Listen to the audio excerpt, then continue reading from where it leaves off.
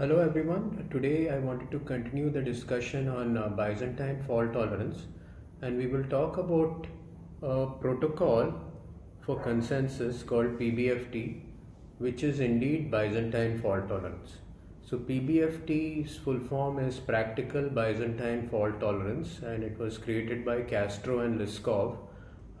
This Barbara Liskov is a Turing Award winner from MIT. So, how does this work? So, essentially, it uses something called quorums.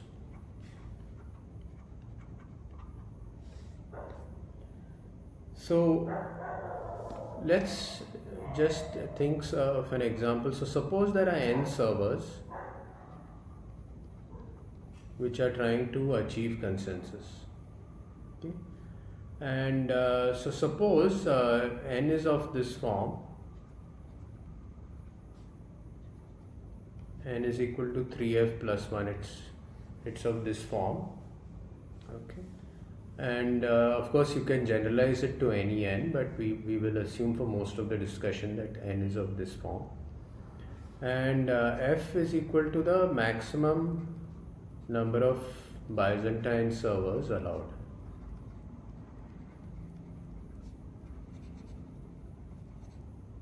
So we are allowing at most 1/3 or a little bit less than that to be malicious. Okay. And suppose this is true, and in the earlier class we looked at where this comes up, and you can in fact show that if in an asynchronous system, that if you had more number of Byzantine servers, then you would not be able to have consensus. Okay, no protocol would work. Okay, so PBFT is sort of looking at number of servers approaching or sort of almost equal to that maximum bound that we had created last time. So suppose this is the case, you have about 1/3 of the servers, little less than that, being Byzantine. So let's define what a quorum is. A quorum is a set of 2f plus 1 nodes, that is servers, which agree on something.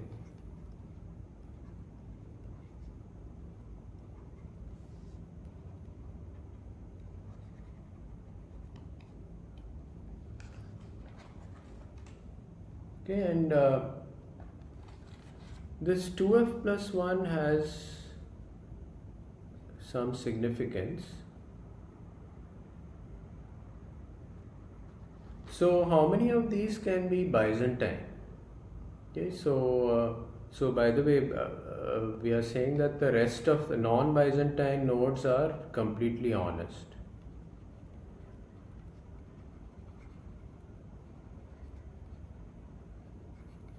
Okay, so we are assuming that any node which has any type of fault is put in the Byzantine basket. So suppose there is a quorum of 2f plus 1 nodes which agree on something.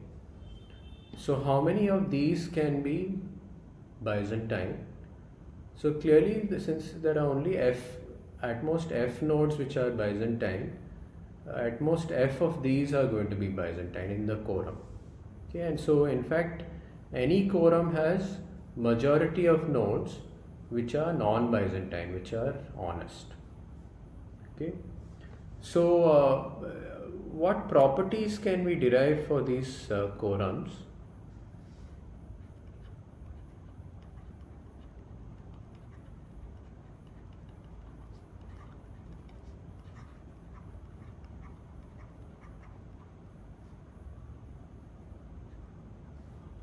So the first property is called the intersection property.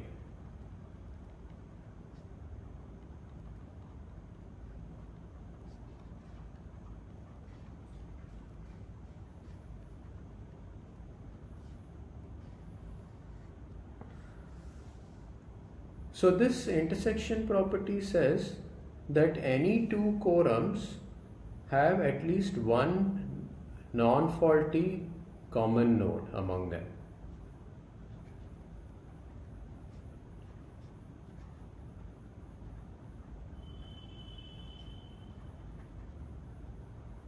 any two quorums have at least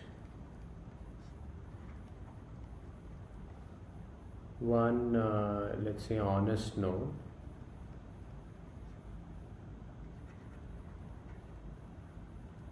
so I mean non-faulty,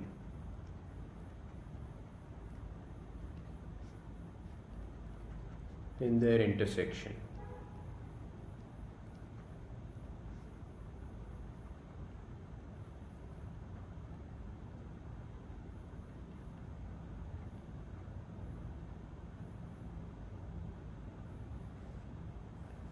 So can we prove this? So let's think about it. So suppose we have quorum, suppose we have two quorums A and B.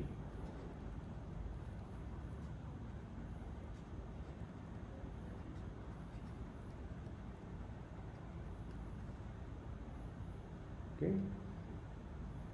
And what can we say about their size? So basically, since they are quorums, size A of course is greater than or equal to 2f plus 1. Okay, so a quorum is has to have at least size 2f plus 1. So maybe I should say set of 2f plus 1 or more nodes which agree on something. Okay, so size of A is greater than or equal to 2f plus 1 and size of B is greater than or equal to 2f plus 1. Okay, that's from the definition of the quorum. Okay, so now let's prove by contradiction. So if A intersection B has no non-faulty node,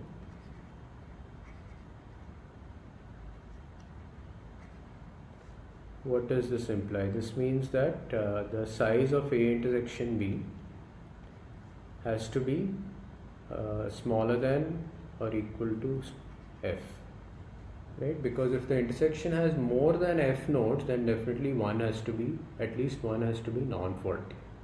Okay, so we are trying to prove by contradiction that our claim is true. And so we are assuming, suppose that there is no faulty node and we want to end up with some sort of a contradiction. Okay, so by the way, this stands for size. This notation stands for size of the set.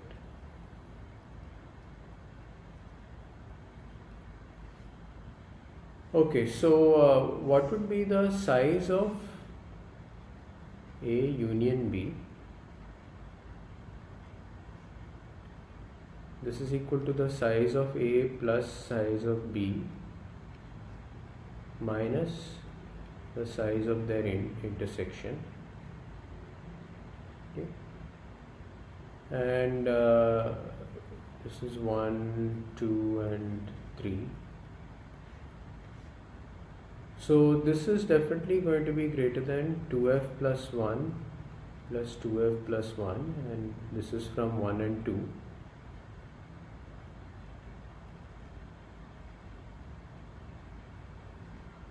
And what about this? From 3 we know that minus size of A intersection B is greater than or equal to minus F.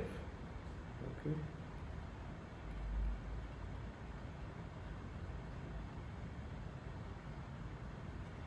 Okay, just a consequence of 3. So we can just let's call this 4, and this is going to be minus F. This is from 4. So what is this is equal to? It's going to be equal to 3f plus 2, and that is equal to 3f plus 1 we said is n plus 1. Okay. So this is strictly greater than n, of course, and this is impossible. So you cannot have the union of two quorums. So after all these nodes belong to the same set of servers. You can't have the union of them being greater than the total number of servers. That is impossible. Okay. So we proved by contradiction that this intersection property is true. Any two quorums have at least one honest node in their intersection. Okay. So there is another property called availability property.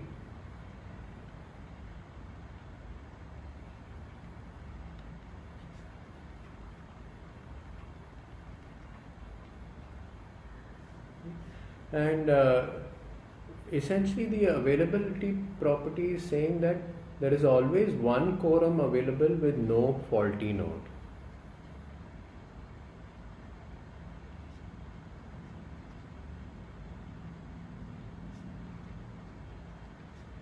One quorum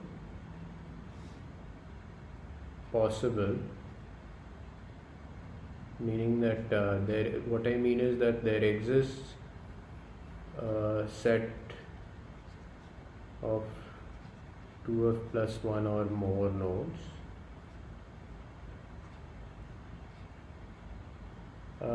with no Byzantine node in it.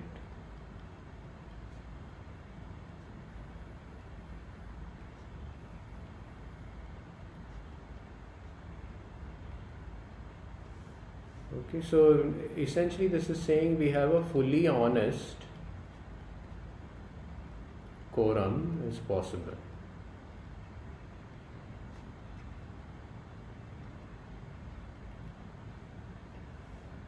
And why is this true? Well, from the definition we said that there are 3f plus 1 nodes,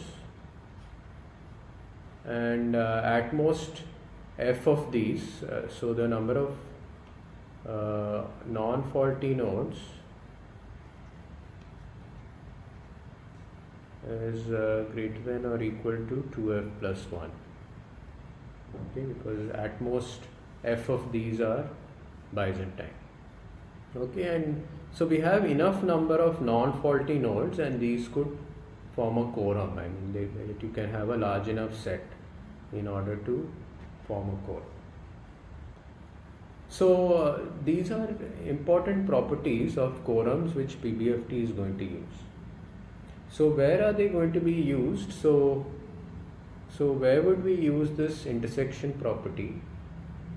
So suppose somebody hears a quorum, a set of 2f plus 1 or more nodes, which all agree on something, then he can be sure that there will never be another quorum which contradicts that, and that happens from the intersection property.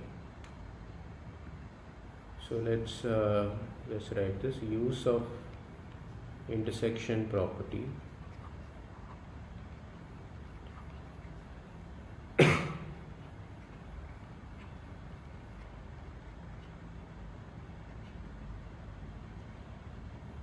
So if a node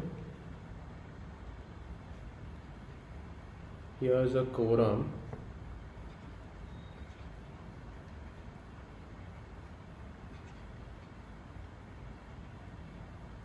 agreeing on something,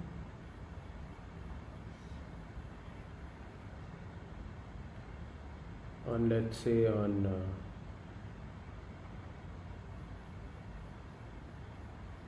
so this something, of course, we have to define later on what exactly. We have to talk about something concrete. But if they agree about something, that some event has taken place or something of that sort, right, then there cannot be a quorum which disagrees with this quorum. Let's call this quorum Q1. Then there cannot be another quorum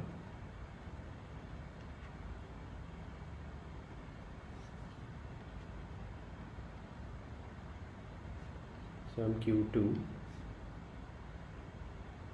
which later disagrees with Q1.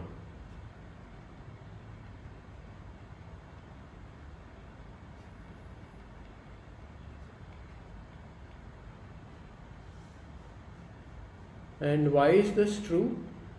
So it might be obvious to you because we know that Q1 intersection Q2 contains at least one non-faulty node.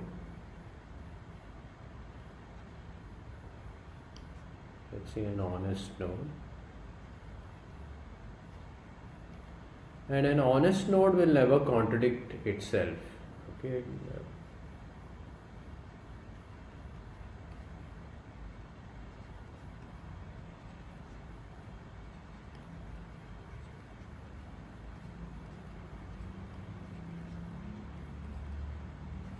So that is what we are assuming. Okay, an honest node is always going to follow the rules, so it will never contradict itself. And if this were not true, I mean that you do have two quorums which disagree, then that would be a problem. I mean that's not possible because they would have at least one common honest node which is disagreeing with itself. Okay, and that is not possible. Okay, so PBFT is going to say that nodes will listen for quorums where they want some sort of agreement, a large enough set which agrees on something, and after that it is confident, that it can take some action because there will never be another quorum which disagrees with that. Okay, and so what about availability? Where are we going to use this? So this is particularly useful in liveness. So you might think, so what if the Byzantine nodes just keep quiet? Can they prevent quorums from happening? Because really PBFT is going to rely on quorums. Okay, every time it receives a quorum, each node is going to proceed a little bit in the protocol.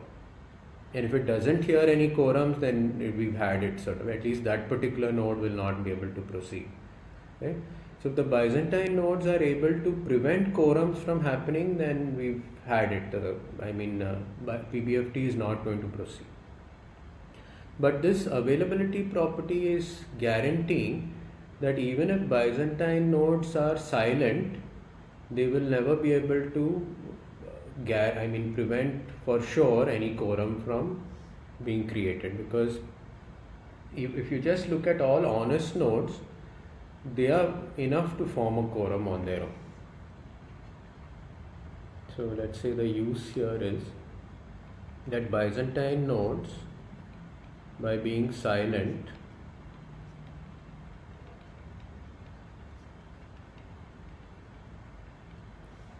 cannot prevent quorums from forming.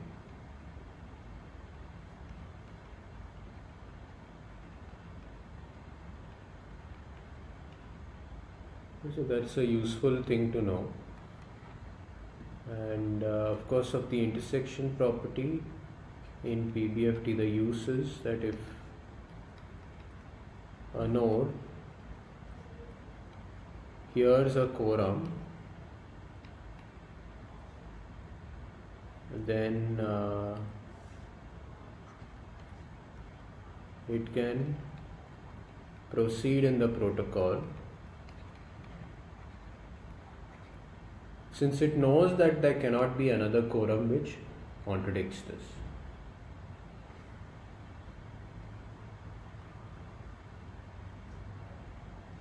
Since no other quorum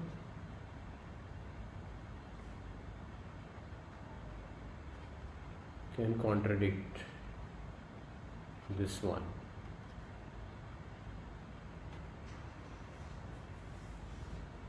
Okay, so these are key properties of quorums which PBFT will exploit. Okay, so let's talk about some details about PBFT.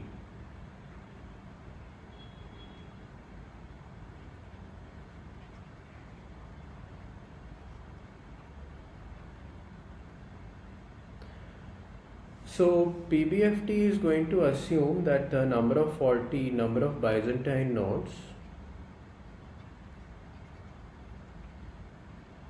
is less than or equal to n minus 1 by 3, where n is equal to the number of nodes in the system. Okay, so less than 1/3 of the nodes can be Byzantine.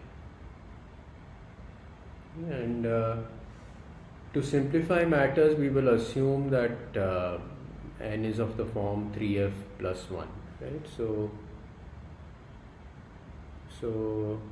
just for simplicity,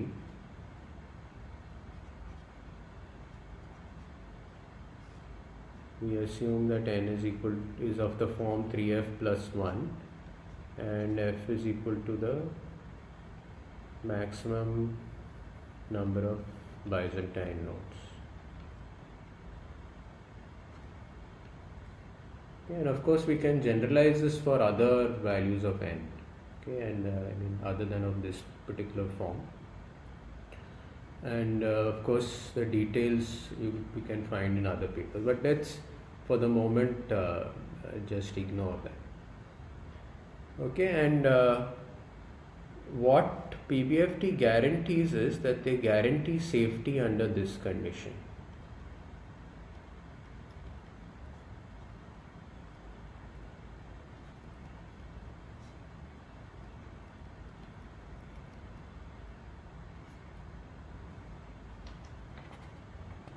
Okay, so I'm not sure if I defined safety in the last lecture for PBFT, but for BFT protocols. But safety here means that the replicated service behaves as a centralized implementation.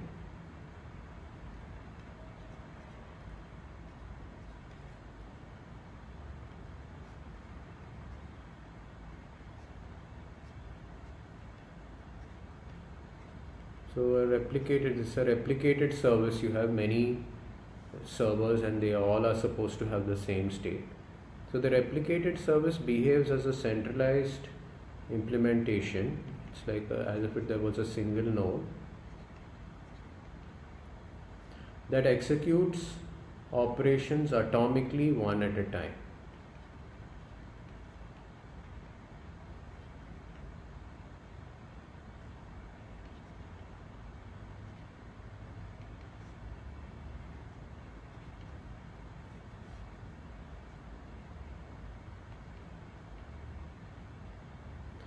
Okay, so let's say it executes operations correctly, so that is implicitly assumed, okay, one at a time.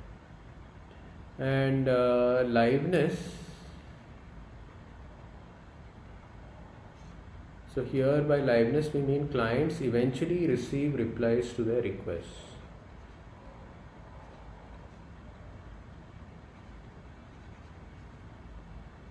Eventually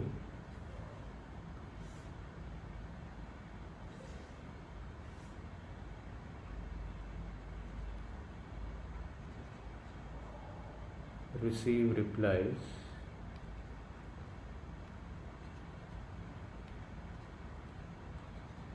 to their requests.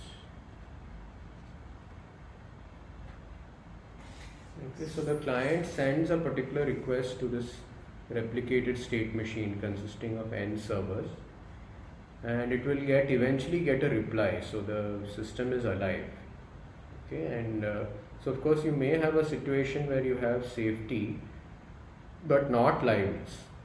Okay, and PBFT is guaranteeing that if the number of Byzantine nodes is less than or equal to f, where n is of the form 3f plus 1, then we have safety, right? But for liveness, it needs another assumption. So for liveness,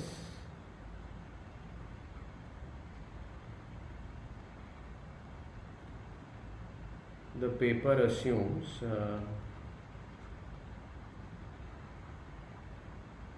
something called weak synchrony.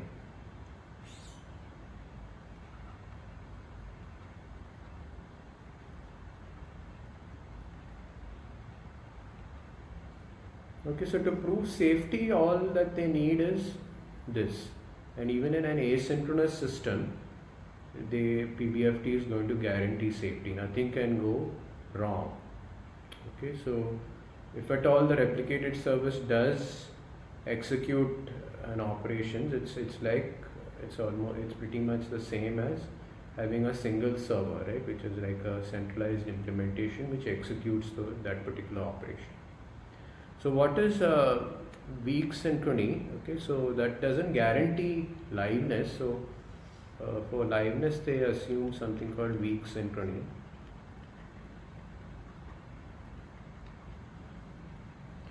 And weak synchrony for them means that suppose a message is sent for the first time at time t.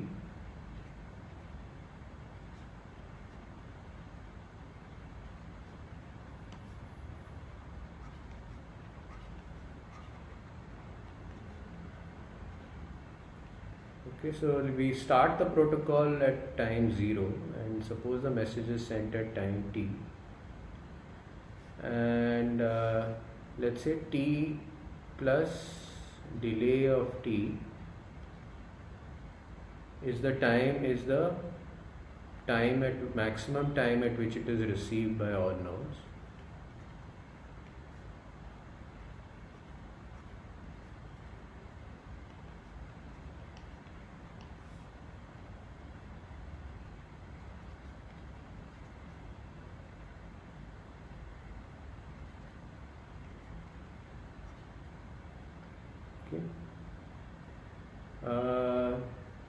Okay, so suppose this is what, and earlier we said that if there is a fixed delta for this delay, right, then we said it is synchronous, and that is known by the protocol, then it is synchronous, right? So here PBFT allows delay to have a particular form.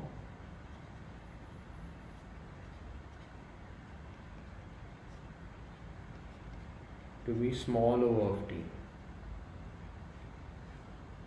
Okay, so they allow the delay to increase with time t. Okay, but of course it has to be slower than t, like small o of t.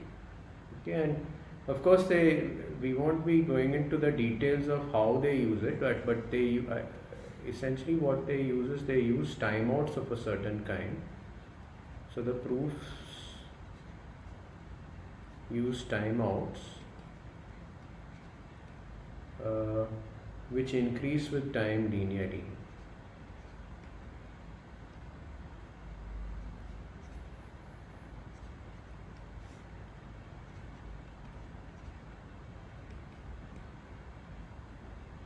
Okay, so they make this assumption, and then of course they show that we can use larger and larger timeouts and still we can get liveness.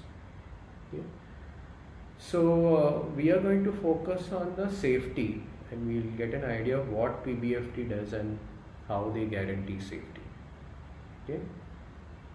So PBFT is a tricky protocol tricky paper, I should say, protocol, as well as write-up is a very tricky paper to understand. Yeah? And I would suggest that you first go through my lecture before trying to read the paper, so that it's easier. Okay, because otherwise, I mean, after I've sort of explained in my own words what PBFT is, then it will be easier for you to read the paper, because the paper is somewhat difficult to understand. Okay. So let's at a high level see what PBFT does.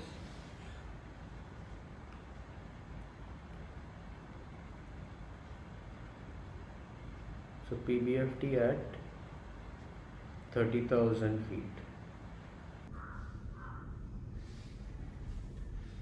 So there is a client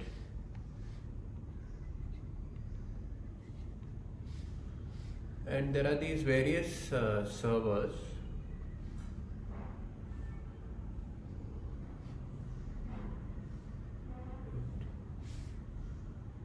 So the client is going to communicate with them.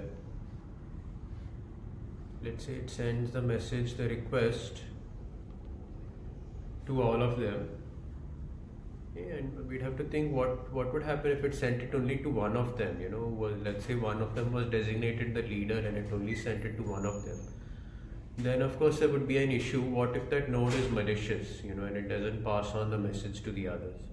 Then what would happen, right? So to simplify matters, let's say that it sends the request to all the servers, right? And now these servers have to reach consensus, right? And so what do we have to do? So in Raft, in the log, let's say Raft's log, we had the index which was just telling us the number of the instruction, right, in the log, right? And then we had the term which said right, every time you had a leader change, you incremented the term. Okay, and so it increases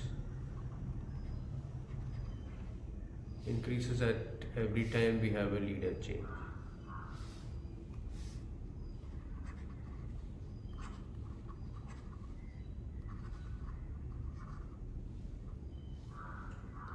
And then of course there was the actual instruction,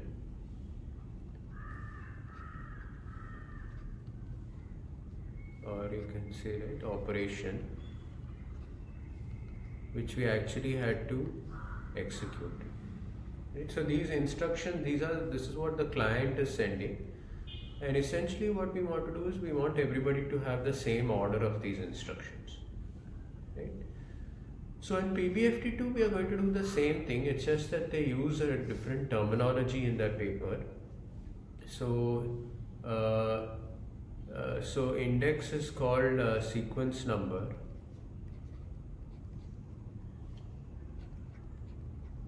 so the PBFT terminology is a bit different,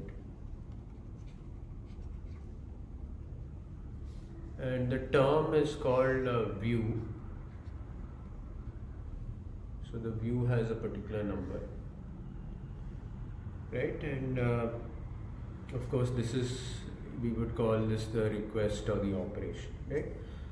So there's slightly different terminology, but we want to do the same thing. So in PBFT, again, there's going to be some leader, just like we had in here, I mean in Raft, and of course this is the Raft terminology, and PBFT uses the term primary.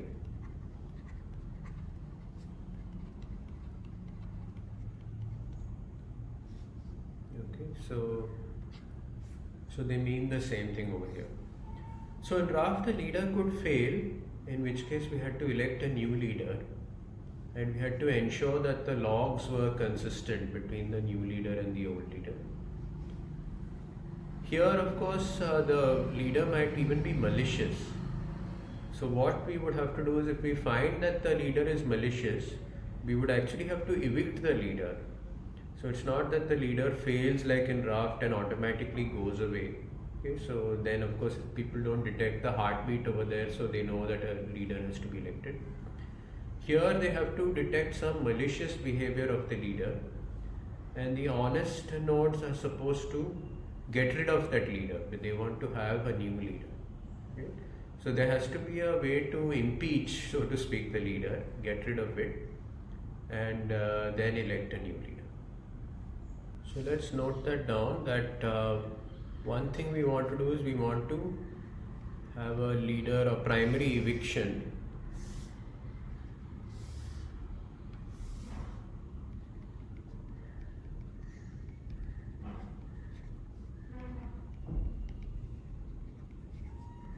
And a new election.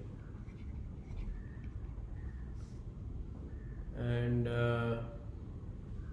secondly, of course, we have to take care of consensus.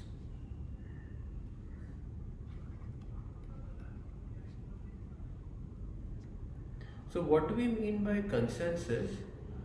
So suppose you have a particular instruction M. So let's go to the next page. So we have a sequence number,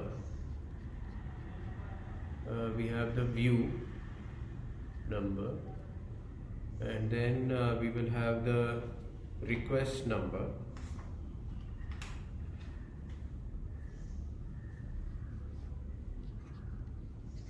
Not the request number, the actual request.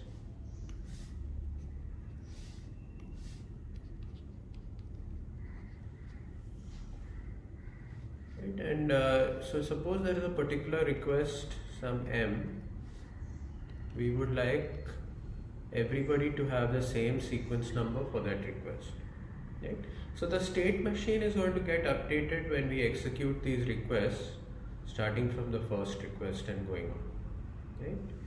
And in the blockchain context, of course, you might think that these requests are just blocks, right? And you just want to order the blocks. Okay. So PBFT, of course, there is no concept of a blockchain or anything like that, but essentially it's doing the same thing. We want to have consensus, we want to order the request, and everybody should have the same order. Okay?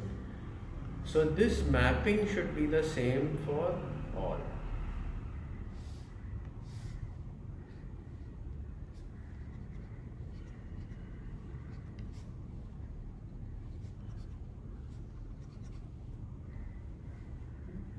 And if that is, if we solve that, then we have consensus.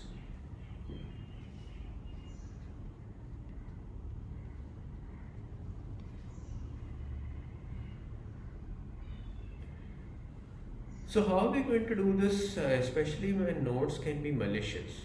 You know, the leader might, or the primary might send different information to different other nodes. Right? And then how do they know that? Right? So let's think about what might happen. Let's say this is the timeline.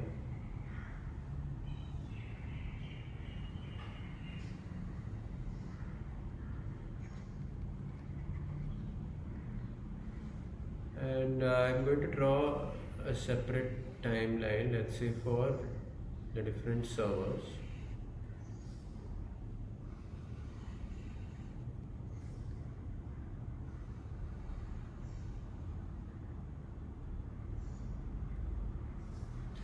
So let's say that this is the primary, and this is, let's say, server 0, this is server 1, 2, 3, and this is the client. So initially we said the client is going to contact all the servers.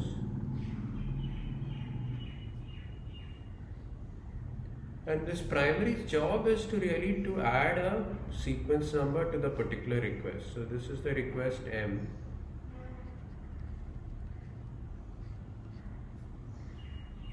Right? And so currently we are in a particular view. Right? The view is the same as the term. And so a particular primary has been elected, and as long as that primary continues to be the leader, right, as long as that particular server continues to be the primary, the view number does not change. Okay, so the thing is, this particular primary has to add the sequence number. So let's say it does that. Right? So these particular nodes don't know what has happened or what the primary has received. Maybe they got this particular message, but maybe the primary had got another message before, or something like that, right? So this particular primary has the job of giving a sequence number. So say it does that. So there is the view number, and the paper they use the variable v for it, just like they use n and m for sequence number and the request. So there has to be a triple like this.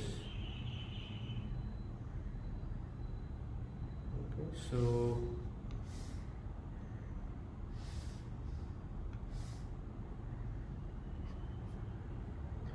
it sends this information to all the other servers.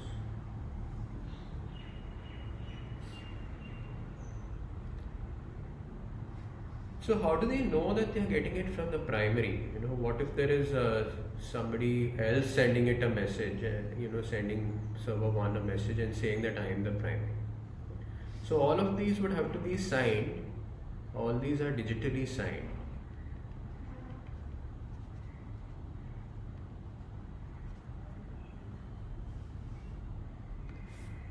So everybody has a public secret key pair, and the public keys of everyone is known to everyone else.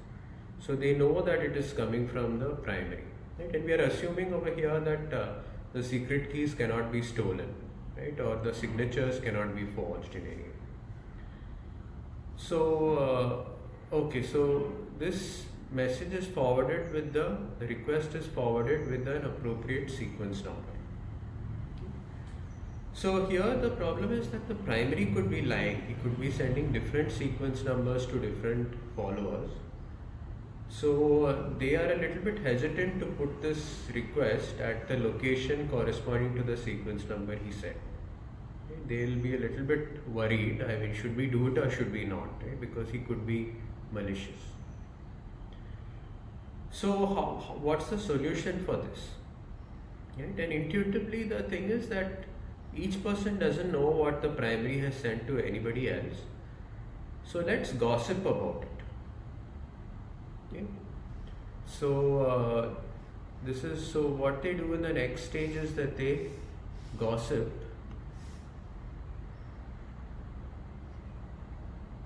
So each of these nodes, let's say, is going to send what they heard.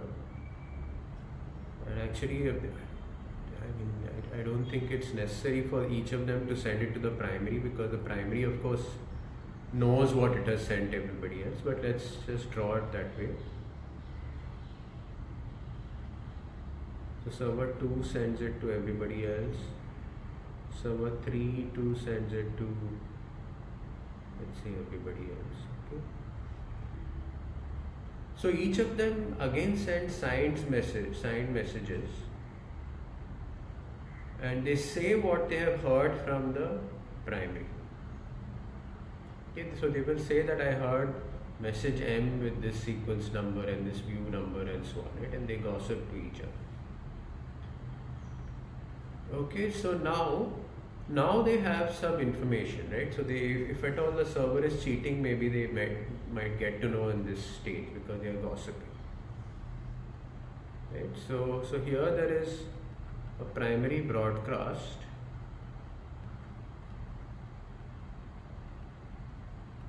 and in the next stage there is a gossip among the various nodes. Okay? So already we are seeing it's getting a little bit complicated. If there are n servers, then you might think how many messages are sent out over here in this gossip.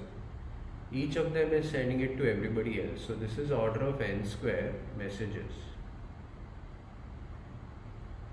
Okay, where n is the number of servers.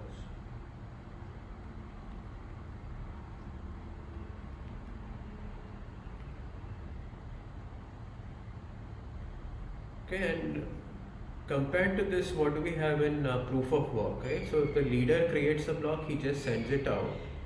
So that is like an order of n messages, because you send one message to everybody, to each of the other servers.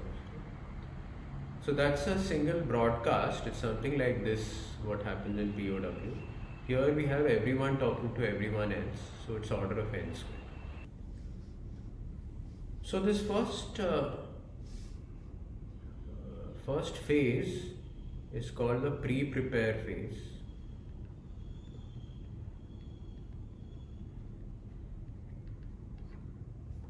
Where the primary sends messages to everybody else. Right? So he's giving a tentative sequence number to that particular message. Now, at this stage, they gossip to each other about what the primary sent them. And right, so they have some idea of what he has sent. Now messages can get delayed over here, right? So we are saying that there is this weak synchrony, and in fact even in the case of asynchronous PBFT is proved to be to guarantee safety. right? So let's for the moment allow messages to take a long time, to reach the destination. So it's possible that some of these messages haven't reached the other side, right? So some node may hear a few messages from other nodes, right? And here they are going to say that I am prepared to accept this particular sequence number for M. So the message says, I am prepared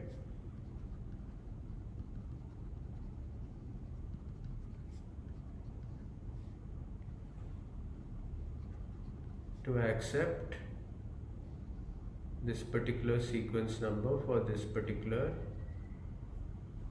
message, right, or request. Okay, so this particular phase is called the prepare phase.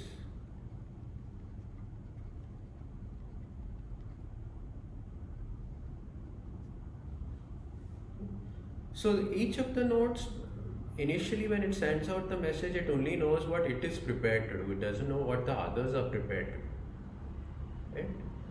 And it may hear from one other node, two other node, right? So should it lock into this or not? Should it say that this is final, this particular mapping between N and M, right? And that's what we want for consensus. So how are we going to do this? Because so let's say this particular node 1 has heard from 2, but maybe it hasn't heard from 3. So is that enough for it to decide that nothing else, no other sequence number will ever be assigned to M, or M is definitely going to be assigned this particular sequence number N? I mean, what is it sure about? So there is this uncertainty, and this is where we use quorums. So if somebody hears a quorum of people saying that I am willing to accept this particular mapping, then it has a lot of confidence that this mapping is almost sure. Okay, so it's almost sure because you will never hear another quorum which gives another mapping like this. Okay, so it's almost sure, but it's not completely sure. And the reason is that even though I have heard a quorum, let's say that node 1 has heard a quorum of messages from somebody else saying that they are prepared to accept this mapping, it doesn't know whether others have also heard a quorum, right? So if one says, okay, I heard a quorum and that's the end of it, I'm finalizing this, I'm freezing this, I'm not going to put any other request in position N. Okay, but then other people didn't hear those quorums because maybe the messages to them were delayed, maybe 2 didn't hear enough messages to form a quorum. So 2 might be willing to accept something else in position N other than M. So many different things can happen. Maybe the primary fails and a new leader is elected, and the new leader might put another request in position N, right? Maybe this, for whatever reason. So even though a particular node has heard a quorum and it's almost sure, it doesn't know whether others have also heard quorums. So what do we do here? So you might have guessed it. So now we gossip about what we heard in the prepare phase, and this is called the commit phase. So again we gossip, right? And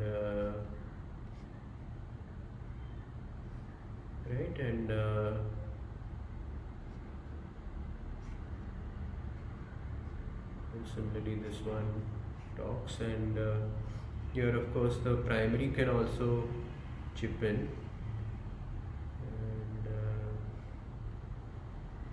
let's just draw it this way. So everybody sends messages to everybody else, right? And here they gossip about what they heard here.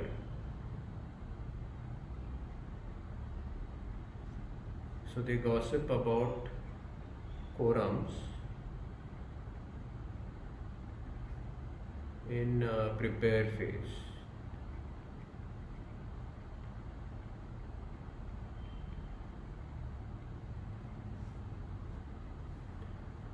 Okay, and so each, let's say node 1 will say that I had a quorum for this particular mapping, and I had a quorum and so on.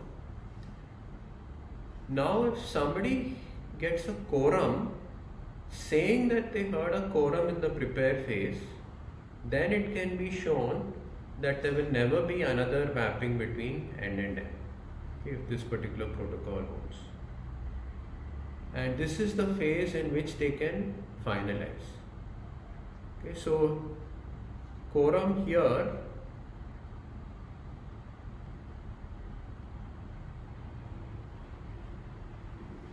means that we can finalize the N-M mapping.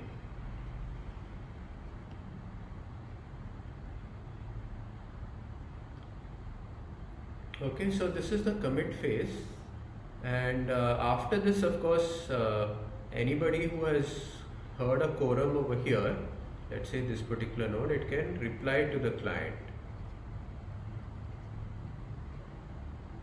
So since it has finalized M in position N, and let's say it assume that it has got everything up to here, it just executes this M on the current state that it maintains, and it replies to the client. Okay, so let's say that everybody has agreed, right? And okay, I think there was an extra one from here.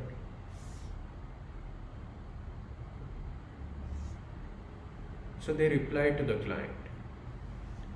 And now you might say, but does the client know that everything has gone off properly? Right? I mean, what if it gets one reply? Is that enough or not? Right? So you might think, how many replies does it need to get to ensure that consensus has taken place? Okay. So as you might have guessed, we said that F is the maximum number of Byzantine nodes. And F we said is roughly 1/3 of the nodes, a little bit less than that. So the client needs to get replies from at least F+1 nodes to be sure about the particular request have been executed correctly. Okay. So if F+1 replies come all saying the same thing, then the client knows that at least one honest person is saying that consensus has been achieved, right? Because definitely all of these cannot be Byzantine. Right, so this is PBFT at a high level, and we'll look at the details in the next lecture.